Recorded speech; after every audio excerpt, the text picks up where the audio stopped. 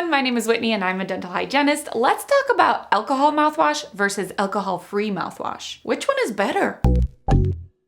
So if you're trying to figure out which one is better with or without alcohol, the answer is it depends. There are pros and cons to both. But after you hear this list, I'm sure you will find that alcohol-free mouthwashes might have more pros than cons. But I'll let you decide for yourself because everyone's mouth and priorities and needs are different. Let's start with alcohol-containing mouthwash. Cons: you should not use an alcoholic mouthwash if you have a history of alcoholism, alcohol dependency, or you're a recovering alcoholic. You have dry mouth. If so, it can lead to an increase in cavities. Weird, right? But true. You're undergoing cancer therapy, you're a small child who might accidentally drink the mouthwash, and or you're someone who is prone to thrush or immunocompromised. In addition, another con that is worth mentioning is that there is some debate that using alcoholic mouthwash could increase a person's chances of developing oral cancer. According to the ADA, there is no sufficient evidence to support this theory. That being said, we do know that an increased alcohol intake, like with adult beverages, is linked to a higher rate of cancer. So if someone wanted to be especially careful about the potential risk of developing oral cancer, they may not want to use it. Another con is that some people find alcohol-containing mouthwashes do not help with bad breath as good as the alcohol-free mouthwashes. This is probably because alcohol can dry out your mouth, which can cause an imbalance in certain bacteria, thus increasing your risk of bad breath. Wild! Isn't mouthwash supposed to help with bad breath, not cause it? Okay, that was quite a cons list. But now let's talk about the pros of alcohol-containing mouthwash. One pro is that alcohol helps extend the shelf life of the rinse.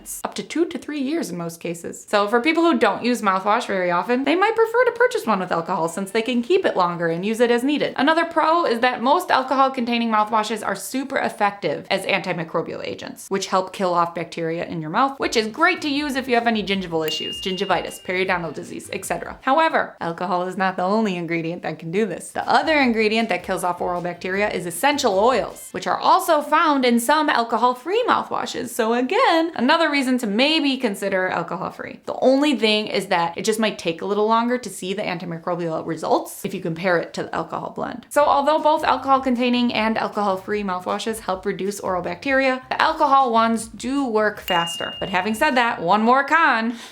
The bad thing about using too much alcohol-containing mouthwash on a frequent basis is that it can actually kill off more good bacteria than you want it to. Yes, it's killing the bad germs too, but if all of the good germs are suppressed as well, it can actually predispose you to an oral yeast infection. So you might be wondering, why are they still selling alcohol-containing mouthwash? It sounds like there's way too many cons to be selling this. Well, you're probably familiar with the burning sensation that the alcohol causes. Lots of people really like that. So if they like it, they buy it and they use it. Again, it's fine to use as long as you don't have dry mouth and all that other stuff we listed at the start. But if you don't care either way, let's talk about the alcohol-free mouthwashes and all the pros they have. Pros of alcohol-free mouthwash: better for people with dry mouth, better for people with burning mouth syndrome, better and safer for families with small children, more effective for those with bad breath, and more effective for those who want to prevent cavities. Con: if you're using mouthwash to help address active gum disease or gingivitis, you might find that it takes slightly longer to see the same effects as compared to an alcohol-containing mouthwash. However, as long as it contains essential oils, you can still benefit from healthier bacterial levels without the risk of burning or dry mouth symptoms. All of that being said, there is no perfect mouthwash for everyone. There is no one size fits all. Although it definitely seems like alcohol-free is the way to go since there's no real con on our alcohol-free mouthwash list, just remember that everyone's situation is different. If you have dry mouth or sensitive gums, a non-alcoholic mouthwash will definitely be more gentle. But if you're targeting bleeding gums and gingivitis, you'll probably see quicker results from an alcohol-based blend. But again, don't use it if you have dry mouth. You gotta be careful. Always talk with your dentist and your dental hygienist about which one is best for your individual mouth. And lastly, the most important thing to remember from this video, if you remember anything, is that you don't have to rinse with a mouthwash to keep your teeth and gums healthy. Mouthwashes are a great way to keep up your oral care game and add to your dental health, but mouthwash is in no way, by no means, replaces proper brushing and proper flossing. The mechanical removal of plaque and gum stimulation is what will bring your teeth and gums back to health. The mouthwash is just an added benefit. Oftentimes, it's not going to make or break your home care game. I hope this video helped you. Please like and subscribe and turn on your notifications if it did, and let me know in the comments below if you use a mouthwash. And if so, which type? I'm curious to hear what everyone's using. And until next time, I'll see you on Instagram at Teeth Talk Girl. Peace, love, and teeth.